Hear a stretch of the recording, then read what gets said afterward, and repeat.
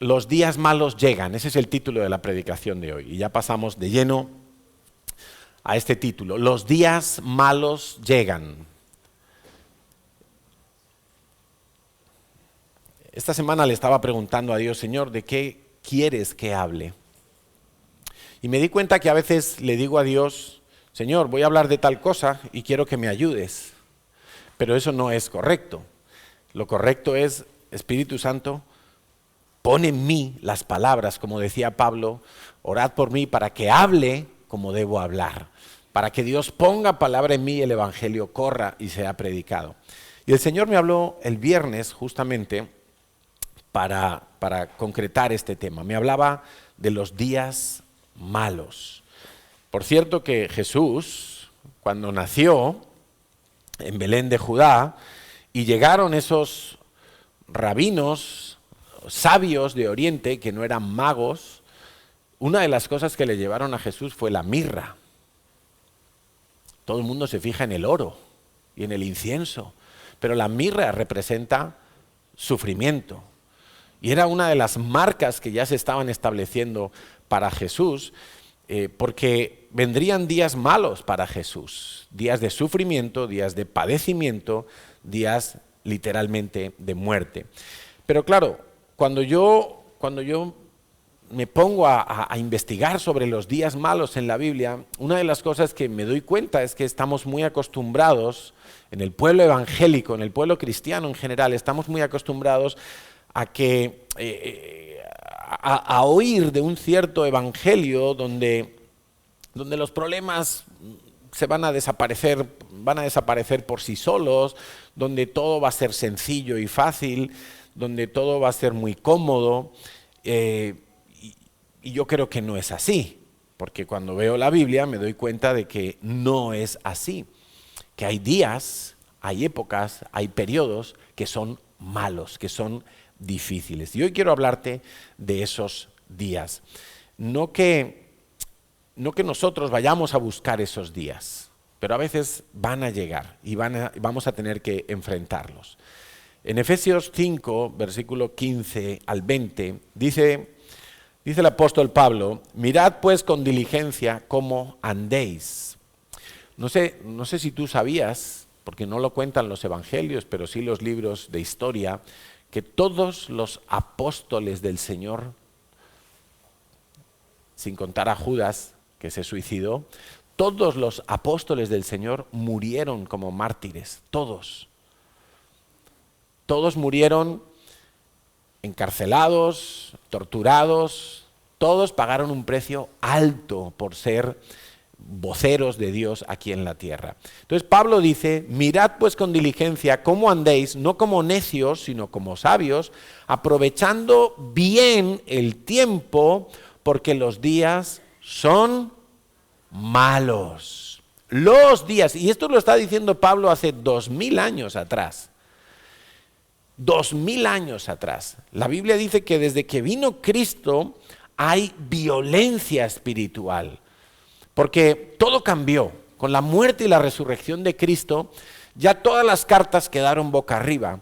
El plan de Dios, esta vez sí, ahí sí se le dio una bofetada en la cara tremenda al diablo. Porque el diablo pensaba que matando a Cristo, incitando a los romanos y a los fariseos para que Cristo muriera crucificado, eso era una victoria tremenda. Pero no se estaba dando cuenta de que ese era un día oculto a sus ojos, que lo que estaba haciendo era favorecer la salvación de muchos. Estoy seguro de que el diablo se arrepintió tremendamente, o más bien se lamentó tremendamente de haber llevado hasta ese nivel el odio contra Cristo, porque él no se estaba dando cuenta que eso era lo necesario para salvar a millones de personas durante generaciones. Entonces, Pablo dice, los días son malos. Desde que vino Cristo en adelante, los días son peligrosos, los días son malos. Por tanto, no seáis insensatos, sino entendidos de cuál sea la voluntad del Señor. 18, no os embriaguéis con vino, en lo cual hay disolución, antes bien sed llenos del Espíritu, hablando entre vosotros con salmos, con himnos y cánticos espirituales, cantando y alabando al Señor en vuestros corazones, dando siempre gracias por todo al Dios y Padre en el nombre de nuestro Señor Jesucristo. Pablo está diciendo, oye, vienen tiempos que no es para estar relajados. No son tiempos para decir, ya todo está solucionado, todo está hecho, soy cristiano, nada me va a pasar, todo está bien. No. Mira, Natalia lo explicaba muy bien hace un momento. El salmista decía, no tendré temor de malas noticias. No quiere decir que no van a llegar malas noticias, pero cuando lleguen, yo no voy a tener temor. O si se oyen rumores de que hay malas noticias, yo no voy a tener temor. Si algo malo llega a pasar, no voy a tener temor. Si veo que alguien cae a mi lado, yo no voy a tener temor. Esa es la cuestión.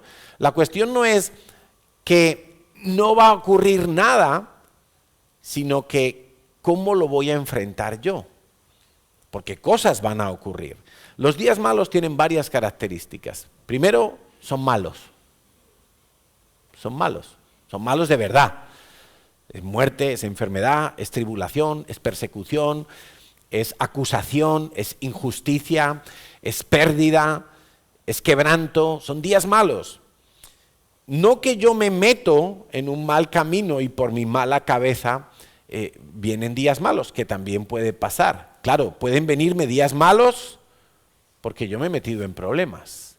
Y si me meto en problemas, la Biblia, Dios es muy, muy claro, nosotros vamos a tener consecuencias. Claro, porque esa es otra. Hay gente que predica la hipergracia, donde yo puedo seguir robando, yo puedo seguir adulterando, que no, como Dios ya me ha perdonado, no pasa nada. No, claro que va a pasar. Vas a tener consecuencias, en muchos casos muy graves, en muchos casos que van a durarte toda la vida, y esas consecuencias las vas a sufrir tú. Otra cosa es la salvación, pero las consecuencias las vas a sufrir tú, y esos días malos quizás se prolonguen hasta el día de tu sepultura. Entonces, más bien, no estamos hablando cuando yo, por mi necedad, me meto en malos caminos, porque la Biblia me enseña que yo lo que tengo que hacer es huir del pecado, huir de toda corrupción, huir de la gente que me arrastra al pecado. Yo tengo que huir de ellos. Y en eso tenemos que ser muy determinados. Simplemente son días malos que van a llegar, aunque nosotros no los estemos buscando, ni aunque nosotros nos hayamos metido en cosas malas. No estamos llamando días malos. Con esta predicación tampoco quiero que vayas en la línea de estos que predican que todo lo que tú hables va a suceder. No, perdóname. Si tú hablas conforme a la voluntad de Dios, sucederá. En el tiempo de Dios. Pero no porque tú hables, voy a tener un coche el mes que viene. Pues no, a lo mejor no vas a tener un coche. El otro día me decía mi hijo, ay papá, llévame que tengo que ir a no sé dónde. Y digo, yo no puedo conducir hoy, pero mira, tenemos un coche muy grande ahí aparcado fuera que se llama Sagalés. Lo tenemos ahí, a 3 calles nuestras está aparcado ahí. En ese coche puedes ir. Entonces a lo mejor tú dices, el mes que viene voy a tener un coche, lo decreto en el nombre de Jesús. Y Dios no se da ni por enterado, porque tú no le puedes dar órdenes a Dios. Más bien tú lo que tienes que hacer es creer lo que Dios ha dicho en su palabra, porque Él lo va a cumplir. Pero tú no le puedes dar órdenes a Dios. De la misma manera, tampoco porque yo esté predicando hoy de los días malos, no significa que estamos llamando a los días malos. Yo lo que quiero es prepararte. El objetivo de esta predicación es que tú estés preparado para cuando lleguen los días malos. Porque van a llegar. Y no lo digo proféticamente, lo digo porque está escrito, y esa es la palabra profética más segura que tenemos, la palabra de Dios. Son días malos, días difíciles, iglesia. No son días para estar de cachondeo, no son días para estar ebrios de mundo, no necesariamente de alcohol, ebrios de mundo. Son días para estar sobrios. Son días para estar atentos, y lo vamos a ir viendo en la palabra de Dios. No queremos que lleguen estos días, pero llegarán. Ninguno quiere tener que estar frente a un día de este tipo, pero llegarán sin duda. Y una certeza tenemos, y es que Dios estará con nosotros, en el día bueno y en el día malo, en el pico más alto o en el valle más profundo, en el desierto o en la ciudad, en la casa, en la congregación, en el campo, Dios va a estar con nosotros. Dice Hebreos 13:5 que Dios ha prometido, no te dejaré ni te desampararé. Esa es la promesa de Dios. No te dejaré ni te desampararé. Ahora, yo he investigado un poquito y he visto que hay 4 tipos de días malos. Este ha sido mi estudio esta semana. 4 tipos de días malos. El primero le he llamado días malos por debilidad. Y vamos a leer Eclesiastés 12:1. Eclesiastés 12:1. Y especialmente quiero que presten atención todos los jóvenes de la iglesia, de 60 años para abajo. Sí, porque ya están pensando retrasar la jubilación a los 70, pues ya entonces todo el mundo joven, ¿no? Eclesiastés 12:1 dice, acuérdate de tu Creador en los días de tu juventud. Qué interesante el consejo del hombre más sabio que vivió en la tierra después de Jesucristo, que fue Salomón. El hombre más sabio dice, y esto lo escribió siendo ya anciano, él dice, acuérdate de tu Creador en los días de tu juventud, antes que vengan los días malos y lleguen los años de los cuales digas, no tengo en ellos contentamiento. Está hablando de la ancianidad, está hablando de esa época de la vida, donde cuando no te duele una cosa, te duele otra, que ya ves más cerca el día de tu despedida. Y entonces él está diciendo, acuérdate de tu Creador en los días de tu juventud. Antes de que lleguen los días malos, prepárate. Ten una buena conciencia, ten una buena conciencia de quién eres tú, de quién es Dios, de para qué estás aquí en la tierra, qué te ha prometido Él, qué te va a dar, cómo te va a acompañar. Porque llega un momento donde hay enfermedad, donde hay debilidad y nosotros no tenemos fuerza. Y son días malos, son días, en muchos casos son días penosos, son días que a veces hemos pensado, ¿no?, de algún familiar que está muy malito y decimos, bueno, pues para que esté así es mejor que Dios se lo lleve.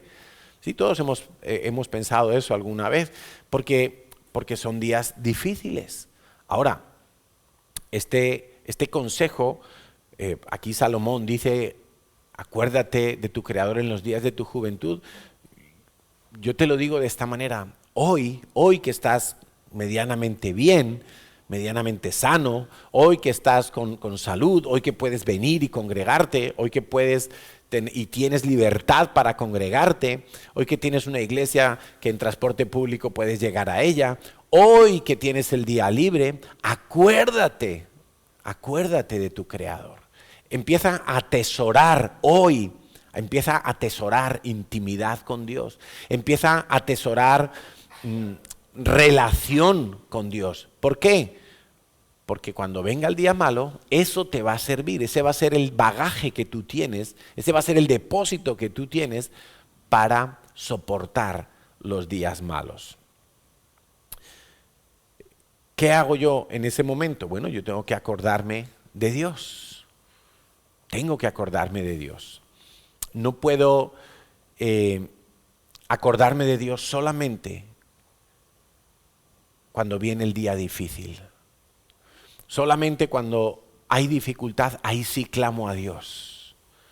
No, desde antes, tú tienes que estar atesorando, tú tienes que estar acumulando. Dios es mi fortaleza, Dios es mi ayuda, Dios me acompañará. Dios conoce el día de mi final, Dios conoce cómo va a ser mi vida, Dios sabe todas las cosas acerca de mí, Dios no me va a desamparar. Todo eso tiene que ir armando una estructura mental, emocional, de fe, para que cuando llegue el día malo, tú tengas de dónde tirar.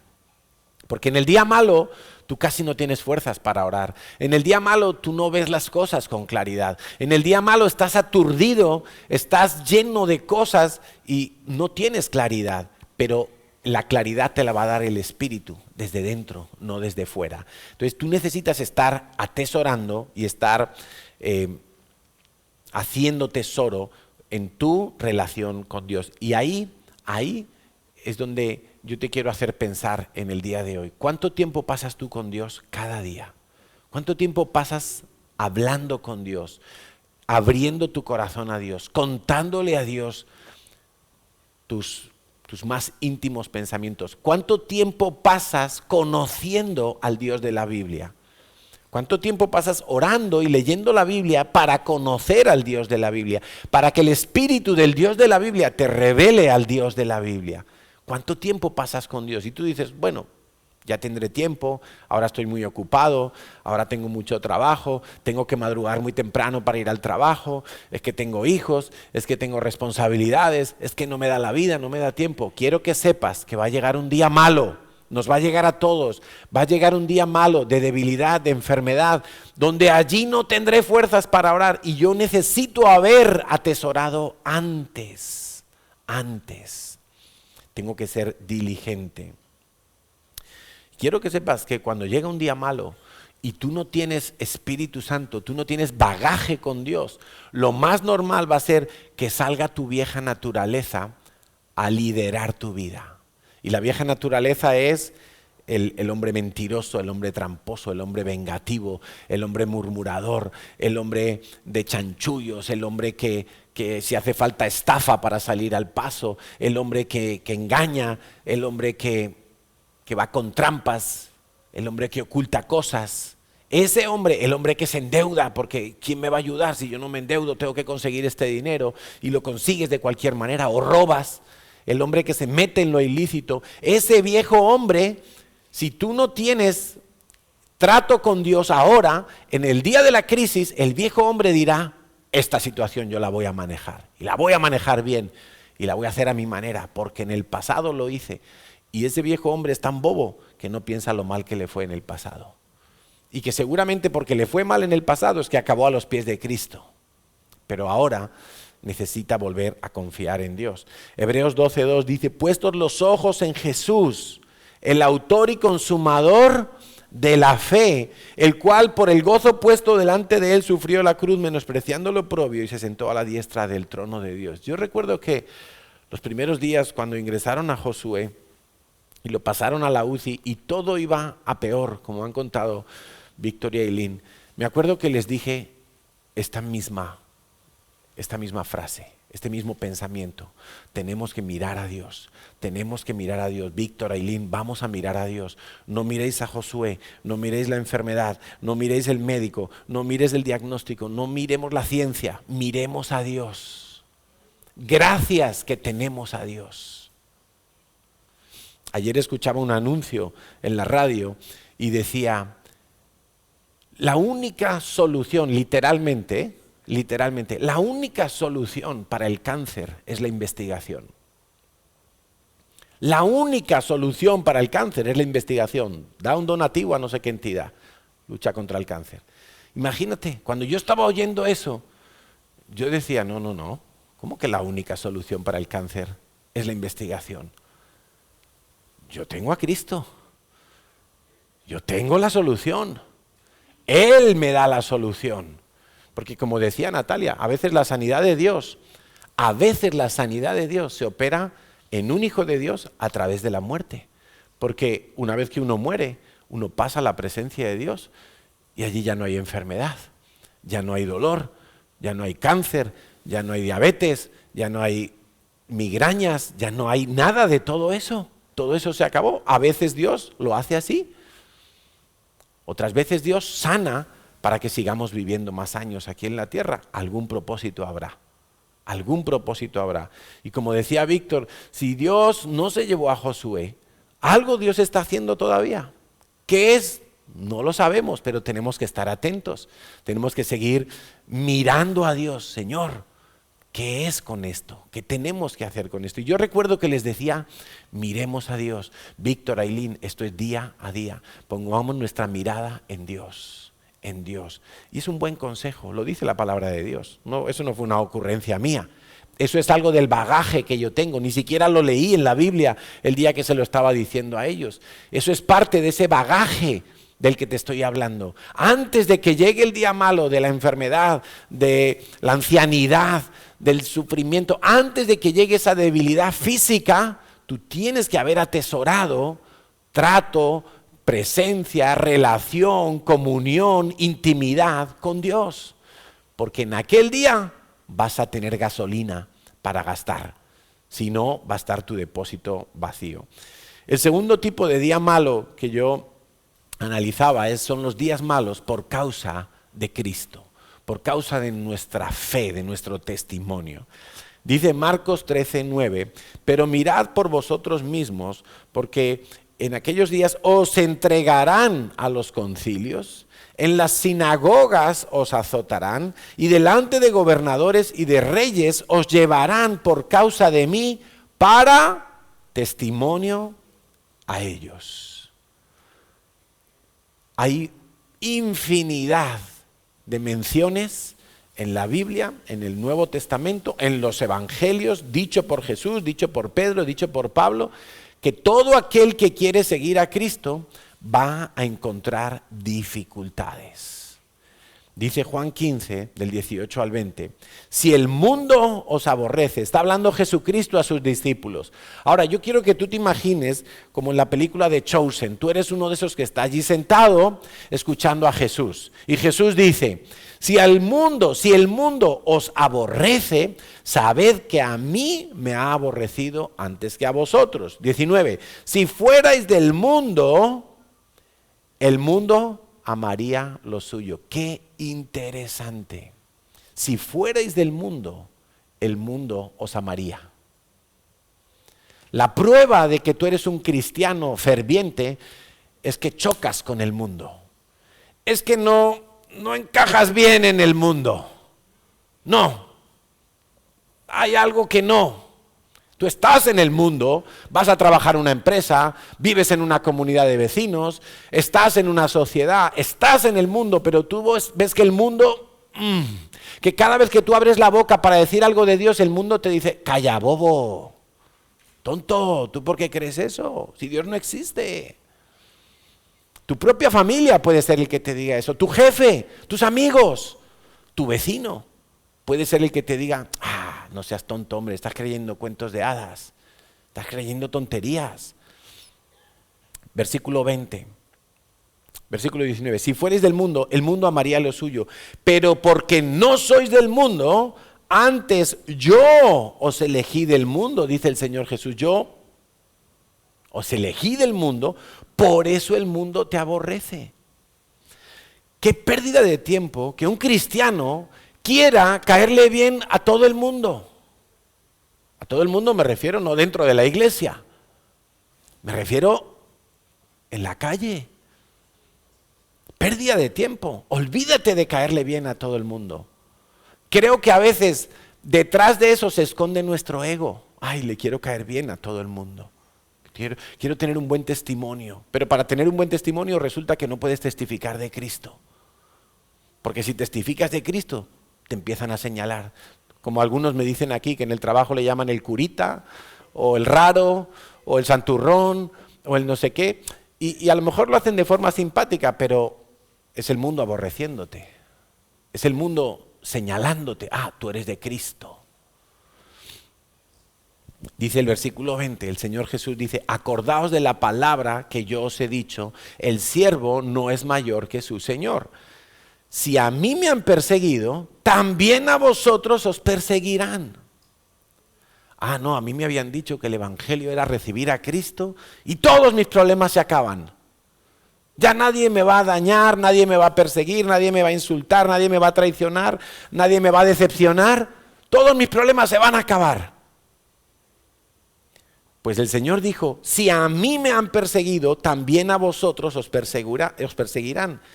Si han guardado mi palabra, también guardarán la vuestra. Por eso, una de las cosas que ocurre cuando uno empieza en la vida cristiana, después de haber recibido a Cristo, es que enseguida se siente unido a otros cristianos. Enseguida Te encuentras un cristiano qué sé yo, ahí en el Mercadona, y tú le ves que lleva el pececito en el coche y tú dices, ay, tú eres cristiano, sí, ¿de qué iglesia? Ah, pues yo de esta, yo de aquella. Ay, qué bien, es como, somos cristianos. Porque si han guardado mi palabra, también guardarán la vuestra. Se siente una identificación, pero el mundo no es así. Es más, cuanto más compromiso quieras tener con Cristo, más oposición vas a experimentar en la sociedad. Si un cristiano se lleva bien con todo el mundo fuera de la iglesia, yo personalmente pienso que eso es raro. Eso quiere decir que nunca les habló de Cristo a aquellos, que es buena gente con ellos, pero nunca les habló de Cristo. Porque el día que les habla de Cristo y les dice, oye, mira, yo es que quiero darte esto, yo te ayudo en esto, yo siembro esto en ti, yo miro que te vaya bien, es porque Dios lo ha hecho conmigo. Ah, tú eres tonto.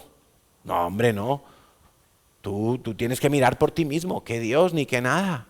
En el momento que tú metes a Dios, el mundo te empieza a aborrecer. Yo recuerdo hace muchos años, nuestros hijos eran pequeños y fuimos a hablar con el director del colegio público. Era en Palau de Plegamans y llegamos allí y le dijimos, miren, nosotros queremos hacer una escuela para padres. ¡Ay, qué buena idea, una escuela para padres! Súper bien. Darme un dossier, me presentáis un poco los temas y, uy, genial. Y nos fuimos a casa contentos a preparar el documento. Vamos a hablar de las necesidades de los niños, vamos a hablar de poner límites, vamos a hablar del verdadero amor. Muy bien, y por ahí metimos algo de Dios en algún renglón, suavecito, porque sabíamos que iba a pasar. Mira, fue leer la palabra de Dios, o no sé si ni siquiera lo habíamos puesto, y él nos preguntó. El caso es que cuando se supo que éramos cristianos y que nuestra base para dar esa escuela de padres eran fundamentos cristianos, ¿tú crees que nos abrió alguna puerta? Nos la cerró en las narices. El mundo aborrecerá a los cristianos comprometidos. Si tú te llevas bien con el del bar, con el de la fábrica, con el del gimnasio, con todo el mundo, y le caes bien a todo el mundo, quiero que sepas que algo no estás haciendo bien. Porque si le caes bien a todos esos, quiere decir que todos esos son cristianos. Y si tú le caes bien, pero no son cristianos, es porque ellos no saben que tú eres cristiano. ¿Estamos despiertos o no? Más santidad, más raro te van a considerar. Oye, vamos, venga, que viene Navidad y la empresa nos invita a cenar y tú dices, no, es que yo no bebo alcohol en la cena. Ah, que no bebes alcohol. O bueno, o te tomas una copita de vino. Y luego te quiere entrar el cubata y el whisky y el chupito y tú dices, no, es que yo no bebo. ¿Que tú no bebes? ¿Pero tú eres tonto o qué? No, es que yo no me quiero emborrachar. Pero hombre, que un día es un día, hay que celebrarlo. Y tú, no, es que yo me guardo. O te preguntan los amigos, ¿y qué? ¿Ya te has acostado con tu novia? No, es que yo no me quiero acostar con ella. Yo prefiero casarme primero. Ah, tío, tú eres tonto, ¿tú eres mariquita o qué? Así te van a tratar. El mundo te va a aborrecer. Cuando tú digas por qué haces o por qué no haces ciertas cosas, el mundo te va a empezar a aborrecer. Y no es agradable. No es agradable. Pero eso pasa. Cuando decides no escuchar cierta música, cuando decides no ir a ciertos ambientes, cuando decides vestirte de una determinada manera y no vestirte de una determinada manera. Todo eso está manifestando tu santidad, tu decisión interna de vivir santo para Dios, y eso va a hacer que el mundo te aborrezca. Es irremediable.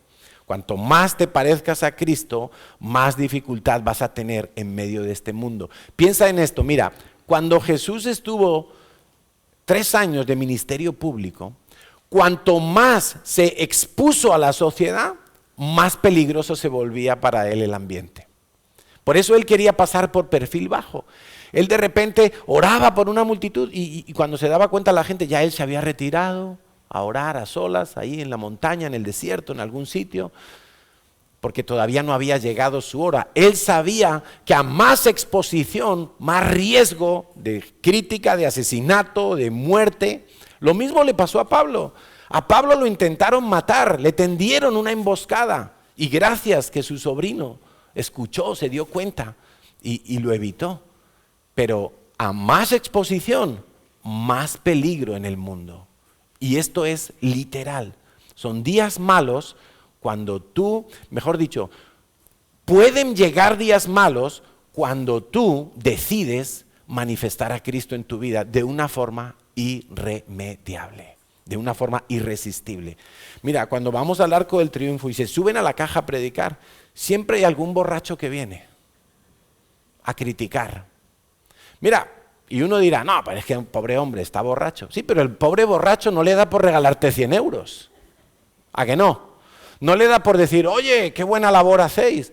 No, le da por criticar. Porque es que hay una esfera espiritual que incita a la gente en contra de los cristianos. Y lo tienes que tener muy presente. Primera de Tesalonicenses, capítulo 3, versículos 4 y 5, dice, porque también, estando con vosotros, os predecíamos que íbamos a pasar tribulaciones, como ha acontecido, y sabéis. Y esas tribulaciones son las de Pablo. Cárceles, apedreamientos, azotes, insultos. Por lo cual, versículo 5, también yo, no pudiendo soportar más, envié para informarme de vuestra fe, no sea que os hubiese tentado el tentador y que nuestro trabajo resultase en vano.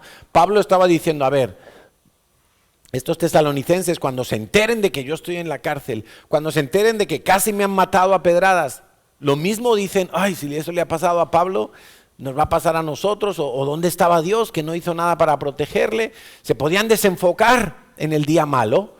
Y Pablo necesitaba decirles, no, ojo, si yo esto ya os lo dije. Yo ya os dije que vendrían días malos, os dije que vendrían tribulaciones. Quiero que estéis firmes, quiero que estéis en vuestra posición. Dice en 2 de Tesalonicenses, capítulo 1, versículos 3 y 4, debemos siempre dar gracias a Dios por vosotros, hermanos, como es digno, por cuanto vuestra fe va creciendo y el amor de todos y cada uno de vosotros abunda para con los demás, tanto que nosotros mismos nos gloriamos de vosotros en las iglesias de Dios por vuestra paciencia y fe en todas vuestras persecuciones y tribulaciones que soportáis. Mira, en la primera carta, Pablo les dice, ojo, estoy pasando días malos, pero estar tranquilos, yo ya os había dicho que esto iba a venir, era necesario, y ahora en la segunda carta, ya ellos están pasando tribulaciones y Pablo dice, estoy contento de que os avisé y estáis aguantando y estáis soportando las tribulaciones que ahora llegaron a vuestras vidas. Yo te estoy preparando a ti para que cuando lleguen días malos no te pille de sorpresa y tú no digas, ay, ¿dónde está Dios? ¿Por qué me viene esto a mí si soy un hijo de Dios? Llegarán.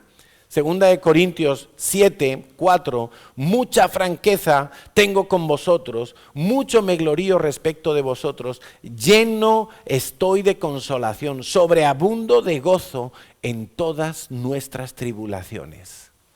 Pablo, viviendo, quizá escribió esto desde una cárcel, solo o con un discípulo por ahí que lo ayudaba, y él está pasando una tribulación.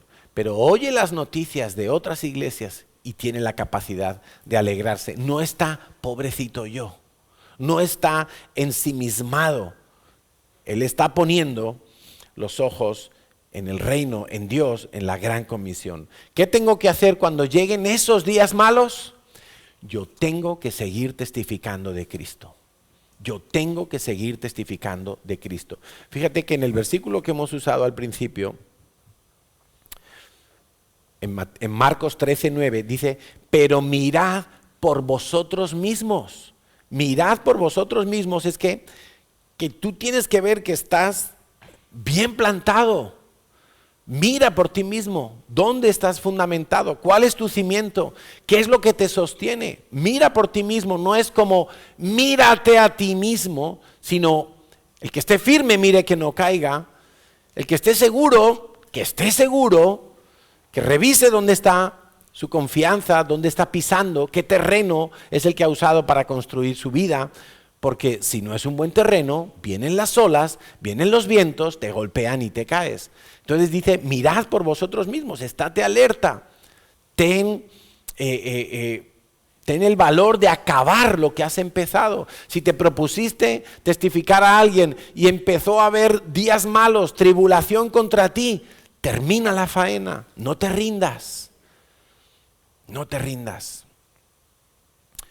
Porque incluso tu actitud de fe puede ayudar a otros. Y por eso hemos querido y le hemos pedido a Victoria y Lynn que hoy contaran testimonio. Para que Dios tuviera toda la gloria, pero también para ayudar la fe de algunos aquí. Porque algunos, cuando el niño tiene 37 grados, ya, ¡ay, febrícula! Vamos al hospital corriendo. Y ya parece que se nos va a caer el mundo. Y algunos necesitan fe. Ahora atesorar fe. Para cuando llegue el día malo, en aquel día ya no hay tiempo. Es ahora que tú la tienes que atesorar. Filipenses 1:12 dice Pablo, quiero que sepáis, hermanos, que las cosas que me han sucedido, acuérdate, lo apedrearon, lo azotaron, lo metieron a la cárcel, lo pusieron grilletes, días, noches encarcelado. Las cosas que me han sucedido han redundado más bien para el progreso del evangelio. 13. De tal manera que mis prisiones se han hecho patentes en Cristo en toda la cárcel. Le he hablado a todo el que me han puesto al lado. Me encerraron con un asesino, le hablé de Cristo. Me encerraron con un violador, le hablé de Cristo. Me encerraron con un estafador de impuestos, le hablé de Cristo. Me encerraron con uno que iba en contra del Imperio Romano, lo acusaron de sedición, le hablé de Cristo. Mis prisiones se han hecho patentes en todo el pretorio y a todos los demás. Y la mayoría de los hermanos, mira esto, cobraron ánimo en el Señor con mis prisiones y ahora se atreven mucho más a hablar sin miedo. ¿Qué te parece? Pablo está usando su calamidad. No es una calamidad porque se metió a robar y lo pilló la policía. No, es una calamidad por causa del testimonio de Cristo. Y él usa esa calamidad para fortalecer la fe de la iglesia. Y dice, oye, y está funcionando. Y ahora veo que predicáis sin temor y que os atrevéis a predicar. ¡Qué bueno! Pero él lo dice desde la cárcel, ¿eh? No los dice desde YouTube con 100,000 likes. No, lo dice desde la cárcel. Tercer tipo de días malos. Yo le he llamado días malos por crisis sociales, por la propia corrupción del mundo, crisis económicas, guerras. La pandemia del COVID fueron días malos donde mucha gente murió, donde mucha gente quedó con poca salud mental, vamos a decirlo así, con poca salud emocional, con miedos. Muchas iglesias cerraron. Tú sabes que este local era de una iglesia que cerró durante la pandemia y no volvió a abrir. Cuando yo vine a verlo con la inmobiliaria, y yo entro y veo aquí ponía unas palabras de Cristo y no sé qué, Cristo viene. Era de una iglesia y cerró durante la pandemia y no volvieron, entregaron las llaves, cancelaron el contrato de alquiler. 1 año y pico estuvo vacío. Se metieron los ocupas y todo aquí. Y el dueño los tuvo que sacar. Ahora, ¿cuánta gente se alejó de Dios durante la pandemia? Las estadísticas en Estados Unidos son impresionantes. La gente ya no coge el coche para ir a la iglesia. Se quedó en casa viéndolo online porque es más cómodo. Y si hay alguien que me está viendo desde casa y debería estar aquí hoy, que no tiene 40 de fiebre, va para él o para ella. Muchos creyentes se alejaron por causa de una crisis de enfermedad. Y en la Biblia encontramos muchas referencias a hambrunas, sequías, guerras, pestes. ¿Qué tengo que hacer yo en ese momento? Porque esas cosas están, quieras o no, nosotros estamos inmersos. Aquí nos pusieron restricciones, aquí nos pusieron de todo, obligaciones y nos afectaban. ¿Qué hacemos nosotros en medio de la pandemia? Para nosotros, la pandemia fue la oportunidad de creer en el Salmo 91 y de poner a Dios por encima de los hombres. Y los que estabais aquí en aquellos meses, sabéis de lo que estamos hablando. Salmo 91, donde Dios habla cosas como: no temerás el terror nocturno. No temerás el terror nocturno. Y yo te puedo asegurar que en ningún momento temimos estar con la gente en la congregación.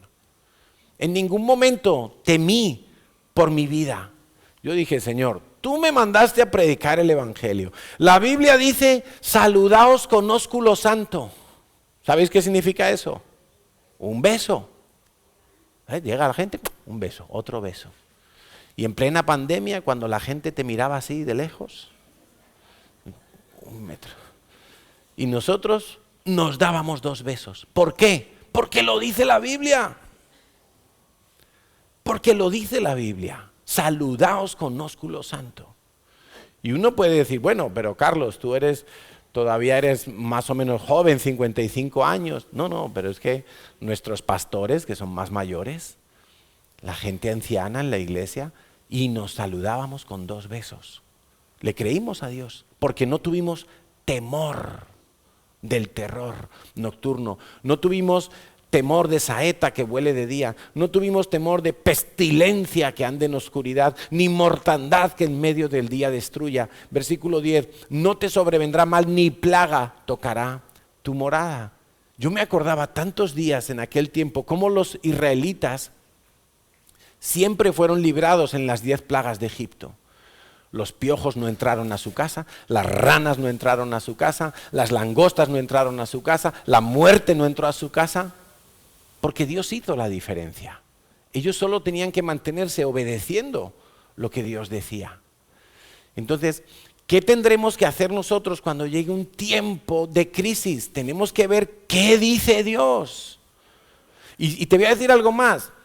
Cuando tú decides creer a Dios en tiempos de crisis, en tiempos de días malos para la humanidad o para un país o para una región que entra en guerra, que cualquier cosa de este, cuando tú decides creer a Dios, normalmente te vas a encontrar yendo en la dirección contraria a la que va el mundo.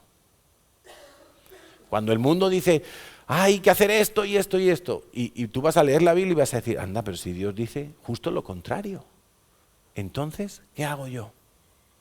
Me voy en contra de la corriente. Me tengo que ir como los salmones en el río. Me tengo que ir en contra de la corriente. Y Dios me ayudará.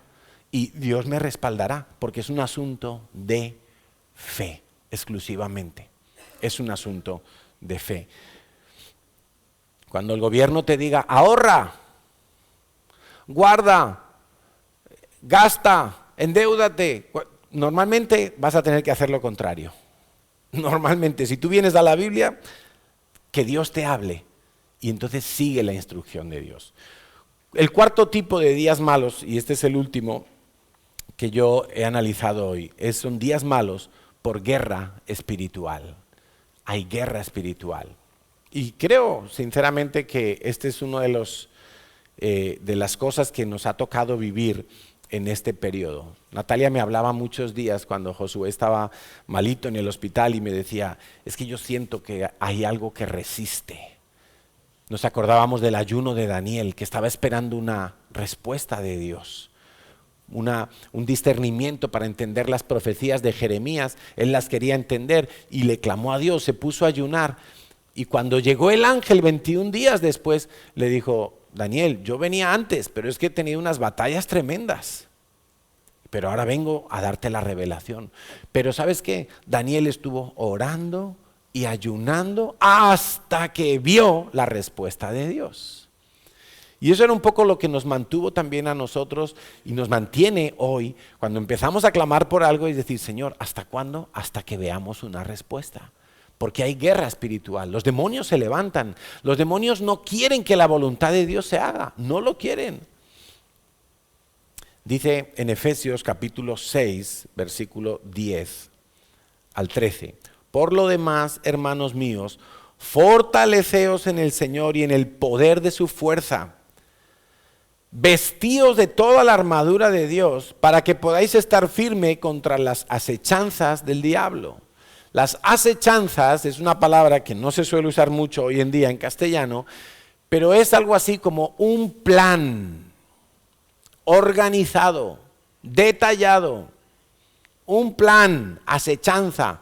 El diablo no dice, voy a hacer esto, pum. No, el diablo busca. Tú sabes que hay asociaciones de demonios. Hay asociaciones de demonios. Y cuando un demonio quiere atacar a un cristiano o quiere tentar a un cristiano, normalmente no va a venir solo, va a venir con otro. De manera que, oye, a lo mejor el demonio de lujuria viene acompañado con el demonio de embriaguez. Y dice, ¿cómo voy a hacer caer a este cristiano en un pecado de adulterio? Primero le voy a incitar con la bebida. Y cuando ya sus defensas estén bajas, ahí le presento la tentación de la fornicación. Hay asociaciones de demonios. Dice que hay asechanzas, versículo 12, porque no tenemos lucha contra sangre y carne, sino contra principados, potestades, gobernadores de tinieblas de este siglo, huestes espirituales de maldad en las regiones celestes. No vamos a entrar a explicar todo esto porque de ahí sale un estudio muy bonito y muy profundo, pero lo que quiero que entiendas es que el diablo está organizado. El diablo no da puntadas sin hilo. El diablo, cuando hace algo es porque lo ha pensado, ha estudiado tu vida. Quiero que sepas que el diablo conoce tu vida. Debes de saber que el diablo conoce tu vida, conoce todos tus pecados pasados. Y él va a tratar de usar esos pecados para hacerte caer hoy. Y si no te hace caer hoy, está trabajando para hacerte caer mañana.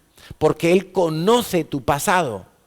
Y sabe que si tú no crees que la sangre de Jesucristo ha limpiado tu pasado, él podrá revivir ese pasado en ti.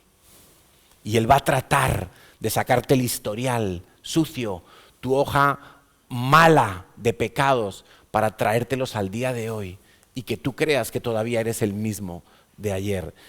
Pero nuestra lucha no es contra gente. Nuestra lucha no es contra el gobierno, nuestra lucha no es contra esa persona que me ha criticado, esa persona que me ha traicionado. Esa no es nuestra lucha, no te enredes. Tu lucha es una lucha espiritual. Dice el 13, por tanto, tomad toda la armadura de Dios. ¿Tú has visto que en Estados Unidos todo el mundo tiene un rifle en su casa, no? Y algunos tienen pistola, ametralladora, repetidora, y eso es como una cosa socialmente muy fuerte, ¿sí? Porque piensan que quizá el peligro viene por su vecino o por un terrorista que va a llegar a su patio. Nuestra lucha no es contra carne ni sangre, es contra demonios, literalmente, y huestes organizadas de maldad. Por eso, versículo 13, por eso tú tienes que tomar toda la armadura de Dios. Y si puedes subrayar tu Biblia, yo subrayaría toda la armadura de Dios. No solo una parte, toda la armadura de Dios. Porque Dios ha provisto una armadura completa para que tú no tengas ningún punto débil. Para que tú no le des lugar al diablo de ninguna manera. Para que el diablo no pueda llegar a meterse por algún sitio en tu vida. Por eso es toda la armadura de Dios para que podáis resistir en el día malo. Pablo dice a los efesios, va a llegar un día malo, van a ser demonios que te quieren hacer tropezar. No es tu jefe que te ha despedido, no es el gobierno que sube los impuestos, no es tu suegra que no te quiere, no, son demonios, utilizan gente, claro que sí. Pero son demonios. Por eso, los cristianos, cuanto menos pleito tengamos en los tribunales de los hombres, mejor. Porque eso significará que estamos peleando en el tribunal de Cristo. En el tribunal de Cristo es donde tú tienes que ir a ganar tus pleitos y tus juicios y tus batallas. Y te tienes que poner toda la armadura de Dios. Dice, y cuando haya terminado el día malo, ¿cómo vas a estar tú? Firme. No estaré hecho un trapo, no estaré derrotado, sin fe, no estaré peleado con alguien. No. Habrá terminado el día malo, habrá pasado ese viento huracanado, me habrá revuelto el pelo, pero yo estoy firme. Mi fe está plantada. Es como si tuviera los pies metidos en un taco de hormigón duro y de ahí no me mueve nadie. Daniel tuvo que ayunar 21 días. Pablo rogaba porque de vez en cuando venía un espíritu maligno y le abofeteaba. Él lo expresa como que un mensajero de Satanás me abofetea en 2 Corintios. Un mensajero de Satanás me abofetea. ¿Qué podía ser eso? Mira, no sé si él tenía pesadillas, si él se le levantaba algún tipo de enfermedad, si él tenía algún tipo de ataque o de crisis, como le pasaba a Saúl cuando venía un espíritu maligno y el tipo enloquecía. No sabemos qué resultado tenía eso en la vida de Pablo, pero era algo real. Un mensajero de Satanás que me abofetea para que no me enaltezca sobremanera. Pero al punto que vamos es que todo eso no conseguía desestabilizarle, porque él estaba firme, porque tenía y usaba y se ponía todos los días la armadura de Dios. Mira, la iglesia, y en este caso la iglesia local, es un lugar de alta intensidad espiritual. Porque aquí se hablan palabras de salvación.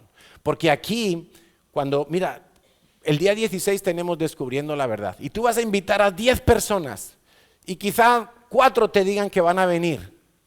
Y el día 16 a uno se le pincha la rueda. El otro se tuerce un tobillo. El otro que la suegra la tuvieron que ingresar al hospital y está en el hospital con la familia. Y tú dices, pero ¿qué pasa? ¿Qué pasa? El problema es, o lo que está pasando es que el diablo también se mueve. Y por eso tenemos que batallar en oración. Por eso os damos un diario de oración, para que tú anotes allí, mi vecino Manolito, que lo he invitado a Descubriendo la Verdad, me ha dicho que va a venir, pero no te conformes con que te ha dicho que va a venir. Tienes que estar orando por él todos los días, porque el diablo va a intentar desviar ese día su venida para acá. Mira, le van a ofrecer de todo. Ven que hay un partido de fútbol, ven que la empresa tiene un día de puertas abiertas, ven que no, cualquier cosa, que se ha resfriado, que está pasando mala noche y se levanta y te dice, no puedo ir. Cualquier cosa va a intentar el diablo para que él no escuche palabras de salvación. Porque en la iglesia se mueven los demonios, quiero que lo sepas. En la iglesia tratan de moverse los demonios. Por eso el diablo, a veces tú estás escuchando una predicación y tú dices, eso que está diciendo el pastor a mí me parece que no es así. No, porque es que la Navidad es muy bonita, no puede ser. Es una fortaleza mental. Y viene un espíritu de resistencia. No, es que eso del diezmo, no, es que eso de perdonar, él no sabe lo que me han hecho a mí. No, es que eso de que yo trate a los demás y vienen demonios a hablarte o a dormirte en la predicación. Y yo quiero pensar que han pasado mala noche. Y que no es que ha venido un espíritu de sueño y les ha, como a Sansón, les ha dado un vasito de leche y ahora están pensando en el partido del Barça de esta noche. No, que esto es espiritual. Familia, en la iglesia también quieren los demonios tener su lugar. Por eso empezamos una reunión con alabanza, ¿sabes? No es por relleno, no es por dar tiempo a los que llegan tarde. La alabanza despeja los ambientes. La alabanza es para decirle al diablo, nosotros presentamos batalla. Los golpes que Dios da es con pandero, es con trompeta, es con voz de júbilo. Por eso cuando tú estás en la alabanza y estás como un palo seco, estás impidiendo el efecto espiritual de la alabanza. Estás en modo pasivo y eso el diablo lo va a aprovechar. Eso el diablo lo va a aprovechar. ¿Qué es toda la armadura? Lo vamos a ver muy rápidamente. Seguimos leyendo en el versículo 14. Estad pues firmes, ceñidos vuestros lomos con la verdad. Subráyalo en tu Biblia. No es verdad, es la verdad. Y evidentemente está hablando de Cristo. Jesús dijo en Juan 14:6, yo soy el camino, la verdad y la vida. Yo soy la verdad, dijo Jesús. Cuando te dice Pablo que parte de la armadura que tú te tienes que poner es ceñirte los lomos con Cristo, es que tú tienes que estar pegado a Cristo, ceñido con Cristo, como el cinturón que se aprieta para que no se te bajen los pantalones. Lo mismo, tú tienes que estar bien ceñido con Cristo. Cristo es la verdad. Si tú lo tienes a Cristo, tienes todo. La verdad te hace libre una vez que la conoces en intimidad con Dios. Segundo, dice, vestidos con la coraza de justicia. Subraya allí la palabra justicia, porque la justicia de Dios se hace real y efectiva en tu vida por medio de la fe en Cristo. No es por obras, no es por obras. Romanos 3:21, vamos a enfatizar esto. Pero ahora, aparte de la ley, se ha manifestado la justicia de Dios, testificada por la ley y por los profetas. Versículo 22. La justicia de Dios por medio de la fe en Jesucristo para todos los que creen en Él. Porque no hay diferencia entre judíos y gentiles. Todos somos justificados delante de Dios por la fe en Cristo Jesús. Con el corazón creo, con la boca confieso que Jesús es el Salvador, y Dios en el cielo le dice a todos los estamentos, ángeles y principados y potestades, y todo el mundo sabe que desde ese día tú eres justo a los ojos de Dios. Pero tú lo tienes que creer y tienes que vivir todos los días creyendo, yo soy justo delante de Dios. Todas mis injusticias, Él las cambió por justicia. Uno de los demonios, cuando hay guerra espiritual, uno de los demonios que viene y ataca al cristiano es la religiosidad. Estás orando y estás batallando y estás reprendiendo demonios y el diablo te dice, no, pero si tú la semana pasada viste pornografía. No, pero si tú el otro día bebiste un poco más de la cuenta. No, pero si mira, el otro día le mentiste a tu esposa o criticaste a tu vecino, al otro. Y te va a recordar tus pecados para que creas que has perdido la coraza de justicia, que tú ya no eres justo. Pero en ese momento yo tengo que echar mano de la gracia. Todo fue por gracia. Todo es por fe. Versículo 15. Calzados los pies con el apresto del Evangelio de la paz. Subráyalo, Evangelio de la paz. Y eso tiene dos aspectos. Uno, que yo debo mantenerme hablando de Jesús a otros que todavía no tienen paz con Dios. Yo tengo que ser una persona que constantemente estoy mostrándole a otros que hay una vida diferente, que hay una alternativa a lo que el mundo ofrece, y es Dios, y solo hay una alternativa, y es Dios.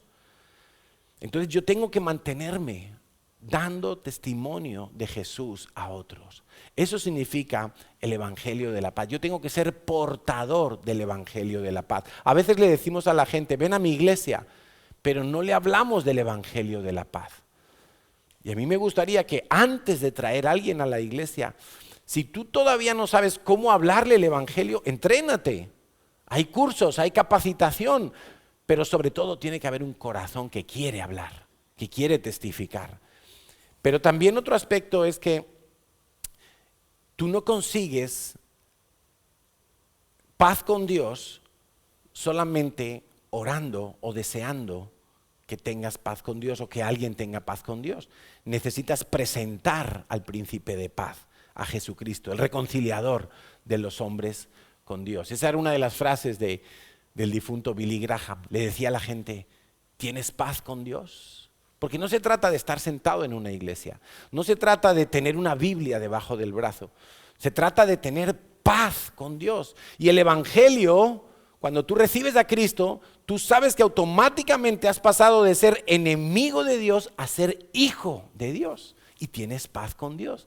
Tú sabes que ya Dios no está airado contra ti. No eres hijo de ira, porque ahora eres hijo de Dios, de paz, de salvación. Versículo 16, sobre todo eso toma el escudo de la fe. La fe es un arma poderosa espiritual. Dice que con la fe vas a poder apagar todos los dardos de fuego del maligno. ¿Cuáles son esos dardos de fuego? Pues todas las basuras que el diablo va a querer traer de nuevo a tu vida y cambiar. El diablo va a querer que tú no creas en tu nueva identidad. Tu identidad nueva es una nueva naturaleza, eres un hijo de Dios, eres un sacerdote del Altísimo, eres linaje real, eres un intercesor, eres un heredero juntamente con Cristo. Todas esas cosas es parte de la nueva identidad que tú recibes en Cristo Jesús. Y el diablo va a lanzarte dardos. Y en la punta de ese dardo hay un pensamiento, hay una idea para hacerte cambiar de opinión, para llevarte a su terreno. Entonces el diablo te va a hacer creer que tú sigues siendo un pecador, que tú sigues siendo malo, que tú sigues siendo muchas cosas contrarias a lo que Dios dice en su palabra. Entonces la fe es creer cuando nadie cree, es ver cuando nadie ve, es creer cuando todo es imposible. No vamos a hablar ahora de Hebreos 11, pero te lo puedes leer en casa. Todas esas características que tiene la fe y cómo diferentes personajes de la Biblia aplicaron la fe, porque la fe no es un concepto, la fe no es teoría, la fe no es conocimiento, la fe es para practicarla. Toda fe que no se lleva a la práctica no sirve para nada. Es como si yo tuviera en mi bolsillo 1.000.000 de pesetas y yo voy a una tienda ahora con un billete de 100 pesetas de las antiguas y nadie me lo va a recibir porque no sirve. ¿Es dinero? Sí, pero ya no sirve. La fe es lo mismo. Si yo no la obedezco, si yo no la llevo a la práctica, si no se traduce en movimiento y en acción, la fe no sirve de nada, está muerta. Tu fe es pura teoría, es decir, no es fe, no vale.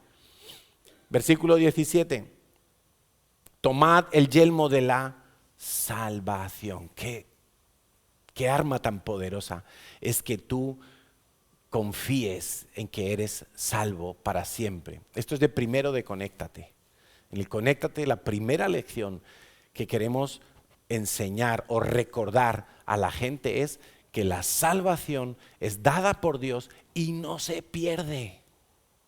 No se puede perder la salvación. No se puede perder porque tú no la ganaste, por lo tanto tampoco la puedes perder.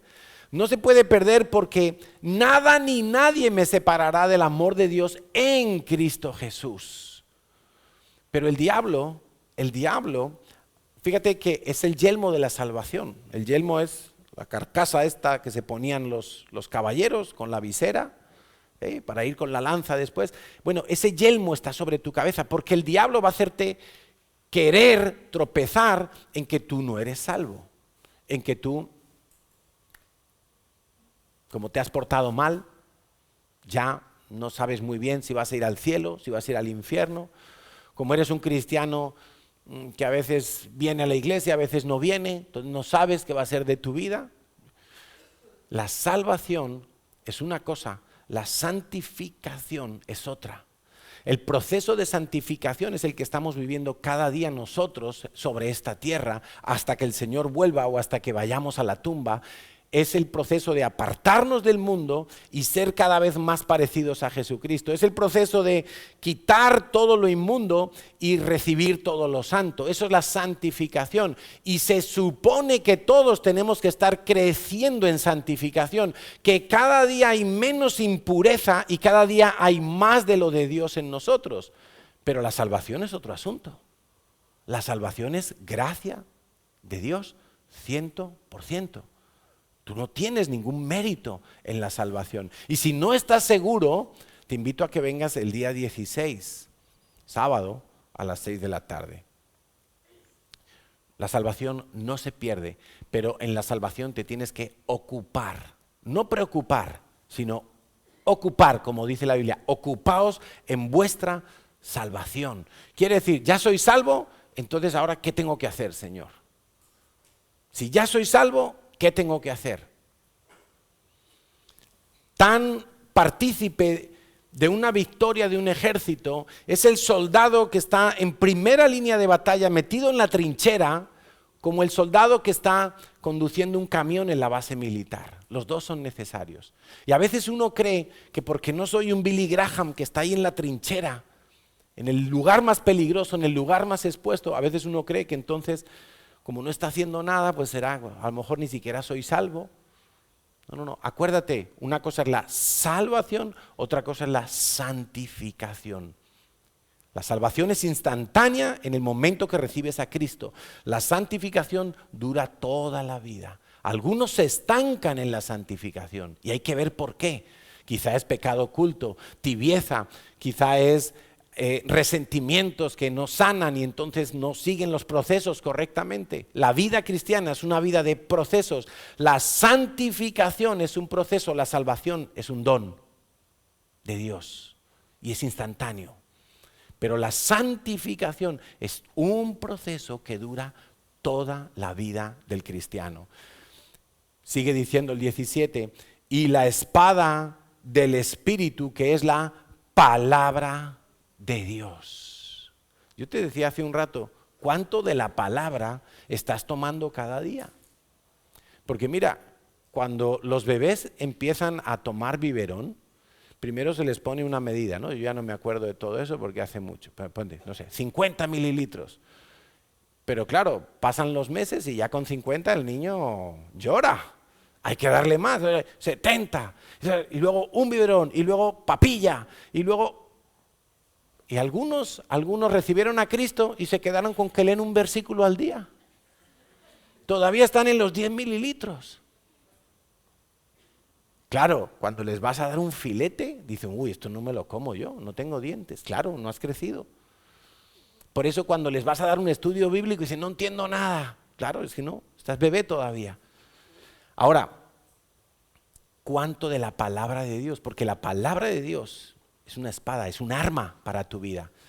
Y la Biblia dice que tenemos que desear la palabra de Dios. Esta semana estábamos en la guardería y estaba David Canchis, pequeñito, tiene 1 añito, ¿no? Y entonces está ahí tomando su biberón y me llama Mariana para arreglar un asuntillo ahí con los niños de la guardería. Porque sabéis que aquí no solo les enseñamos canciones y números y inglés y música. Eso está muy bien, pero nosotros aquí les vamos corrigiendo actitudes. Les vamos poniendo límites, les vamos diciendo a los papás, oye, mira, hoy se portó mal aquí, para que luego los papás disciplinen correctamente.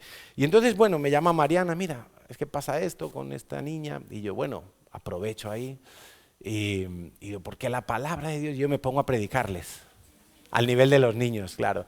Pero justo estaba David con el biberón ahí en su carrito, y digo, mirad, la palabra de Dios dice que yo tengo que obedecer, porque era un asunto de obediencia. Porque los niños más felices son los niños que obedecen. Es lo que dice la palabra de Dios. Pero claro, si no leéis la palabra de Dios, entonces mira David cómo estaba llorando y ahora que tiene el biberón ya no llora. Porque tenemos que desear la palabra como el bebé desea el biberón. Y las niñas, sí. Y entonces le digo, mirad qué pasa si le quito el biberón a David. Y le hago así, le quito el biberón y ese niño empieza a mover las piernas, los brazos. ¡Ah! Y le vuelvo a enchufar el biberón. Digo, ¿veis lo que pasa? Así tiene que ser nuestra vida con la palabra de Dios. Cuando no tengo palabra de Dios, tengo que estar desesperado, tengo que estar con ansiedad, tengo que desear la palabra de Dios. Pero hay muchos cristianos que no desean la palabra de Dios. Se levantan por la mañana y lo primero que desean es redes sociales, es poner la televisión, las noticias, qué sé yo, mirar la cuenta del banco. Tenemos que desear la palabra de Dios para que se vuelva un arma poderosa y no un arma de juguete. Porque algunos van a la guerra y sacan la espada de esa de los chinos. Y sacan la espada de los chinos y el diablo se ríe en tu cara. Porque no conoces, porque no te has apropiado de la palabra de Dios. Hay muchos cristianos con déficit de palabra de Dios. Versículo 18. Orando en todo tiempo, porque esto es parte de la armadura de Dios. Orando en todo tiempo con toda oración y súplica en el Espíritu. Esto es como el entrenamiento del soldado. Una cosa es la armadura, pero un soldado si no se ha entrenado, no le sirve la armadura, le es un problema. Eso le pasó a David cuando fue a luchar con Goliat y le vistieron con toda la armadura. Y él dijo, yo con esto no sé andar, yo no estoy entrenado, nunca lo he hecho. Y a veces así les pasa a los cristianos, que tienen la armadura, pero no se entrenan, no oran, no tienen súplica en el Espíritu. Por eso la oración tiene que ser algo constante en nuestras vidas. ¿Por qué? Porque hay días malos que van a llegar. Y a mí me gusta escuchar cómo ora la gente, porque cuando escucho orar a la gente me doy cuenta si tienen vida de oración o simplemente usan armas de fogueo, balas de fogueo, balas de mentira, de las que no pueden producir ningún daño. Y estoy hablando en sentido espiritual. La oración tiene que ser en el Espíritu, no conmigo mismo, guiada, dirigida, orientada por el Espíritu Santo. Y dice, para terminar, y velando en ello con toda perseverancia, puede subrayar, es parte de la armadura del cristiano, la perseverancia. El cristiano es cristiano todos los días. El cristiano es creyente todos los días.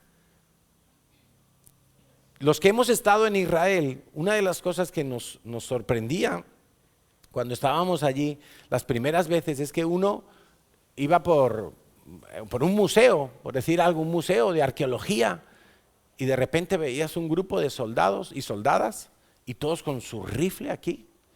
Veías gente en la parada del autobús que estaban saliendo de los cuarteles, se iban ya a su casa, pero iban vestidos de militar, iban con el fusil colgado. Porque en Israel un soldado es 24/7. Aun cuando se va a su casa, se tiene que llevar el arma reglamentaria. Aquí en España no es así. Pero ¿sabes por qué? Porque aquí no tenemos guerra. Aquí no hay peligro, de momento. Aquí los soldados se entrenan en el cuartel, hacen sus prácticas de tiro y luego se cambian de ropa y se van a su casa y tú no sabes que es militar. En Israel no es así. En Israel tú te encuentras en un supermercado, en una parada del autobús, en un museo, mezclados con los turistas, y tú ves a los soldados con su fusil aquí colgado y tú dices, uy, a ver si se le va a escapar un tiro y me da en el pie. ¿Y por qué? Porque son 24/7, están en guerra. Ellos son un país que están constantemente en alerta, porque el terrorismo del norte, el terrorismo del este y el terrorismo del sur está latente, están ahí, tienen que estar en guardia. Un día que no estuvieron en guardia, mira lo que les pasó el 7 de octubre. 1,200 personas fueron asesinadas, así, un disparo en la cabeza. Un día que todavía estamos pensando, ¿cómo fue posible que esos terroristas llevaran a cabo esos planes? Un día de bajar la guardia. Mira qué tragedia vivió Israel. Un día. La frontera más segura, creo yo que es la más segura del mundo. En ese aeropuerto, todos los controles que hay, todo, un día, y se les cuelan por la valla, en parapente, como si estuvieran de vacaciones los terroristas. 1,200 personas mataron. Y a veces nosotros creemos que me pongo la armadura el domingo, me pongo la armadura porque me voy a un congreso, me pongo la armadura porque vengo a un devocional, pero luego estoy fuera, sin perseverar. Me quito la ropa, me pongo de civil, de paisano, ya no tengo mentalidad de soldado y viene el día difícil y me pilla desprevenido, me pilla sin estar en guardia. Tenemos que perseverar. No sé si van a pasar los músicos o ya no. Los que quedan, porque estamos aquí. ¿Van a pasar o no? Si no, vamos a orar. Yo te invito a que te pongas en pie y vamos a orar porque, no sé, quizá alguien ahora está pasando días malos y dice, bueno, fallé, no me atesoré fe, no atesoré relación con Dios, no me preparé convenientemente, no tenía la armadura puesta, no lo vi venir y ahora estoy como vulnerable, estoy en peligro. Bueno, siempre hay una oración que Dios siempre va a escuchar. Es la oración del clamor de sus hijos. Clama a mí y yo te responderé, le dijo el Señor a Jeremías. Y nosotros creemos que es real. Y lo hemos visto muchas veces. Aún en nuestro descuido, nosotros clamamos a Dios y Dios tiene misericordia. Pero esta predicación de hoy es para que estemos preparados. Es para que sepamos que en algún momento, sin buscarlo, van a llegar días peligrosos y días malos. Y en ese día tú tienes que estar preparado. En ese día tú tienes que estar listo para que no te derribe la ola, tirado en el suelo, para que nada te pueda tumbar, sino que tú puedas perseverar en el Señor. Así que